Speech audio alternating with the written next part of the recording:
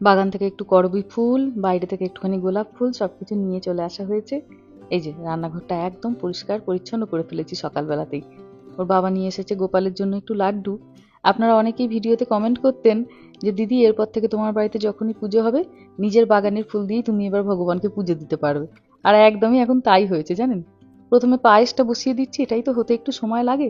আস্তে আস্তে করে ওটা হতে থাক।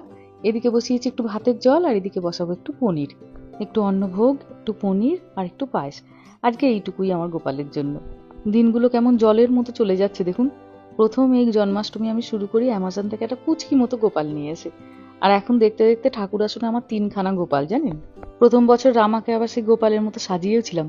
এখন আর ওই জামাটা হয় না, ছেলেটাও বড় হয়ে গেছে। এইবারে জন্মাষ্টমীটা পড়েছে ভারী ভালো দিনে, শনিবার।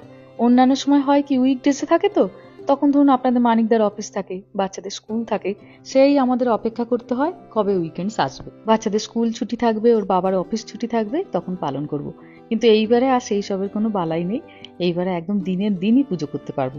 একটুখানি আদা টমেটোটাকে কুচিয়ে নিলাম, দিয়ে মিক্সিতে এটাকে পেস্ট করে নেবো। পেঁয়াজ রসুন তো দেবো না, আজ শুধু এই আদা টমেটো দিয়েই রান্না হবে। গোপাল নিজের জিনিসের ব্যবস্থা নিজেই করে নেয়। অ্যামাজন থেকে ওর এতদিন ধরে যা জামা কাপড়গুলো আনা হতো সব তো ছোট ছোট হতো, কিন্তু বুবলিরা এবার দেশে গিয়ে ওর জন্য খুব সুন্দর বড় একটা জামা এনে দিয়েছে জানেন। দুটো জামা, একটা সোয়েটার। আজই নতুন জামা পরবে। তবে আমরাও অ্যামাজন থেকে গোপালের জন্য যে কটা জামা অর্ডার করেছিলাম চলে এসেছে। গোপাল ভালোবাসে বেশি, ওই জন্য তাই ভাবলাম আজকে একটু পনির করি। এবার তো গরমের ছুটিতে আমাদের দেশে যাওয়া হলো না, মনটা ভারী খারাপ ছিল।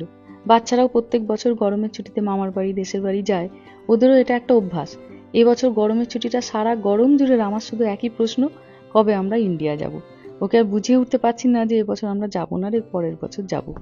কিন্তু এই যে এবার আস্তে আস্তে একটা একটা করে উৎসবগুলো মনে হচ্ছে ভালো হচ্ছে। রাখি, জন্মাষ্টমী, তারপরে কদিন পরে আবার বিশ্বকর্মা পুজো কোথাও হয় বলে শুনিনি। আর তারপরে তো দুর্গা পুজো, লক্ষ্মী পুজো, কালী পুজো, হ্যালোউইন। এখন সবাই লম্বা করে লাইন দিয়ে আছে।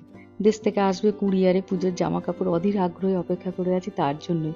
কটা শাড়ি আমার আগের বছরের আছে ঠিকই, কিন্তু আমার বেশ কটা পাঞ্জাবি কেনা হয়েছে, ওর বাবার কটা পাঞ্জাবি কেনা হয়েছে, মেয়েটার কটা চুড়িদার নেওয়া হয়েছে।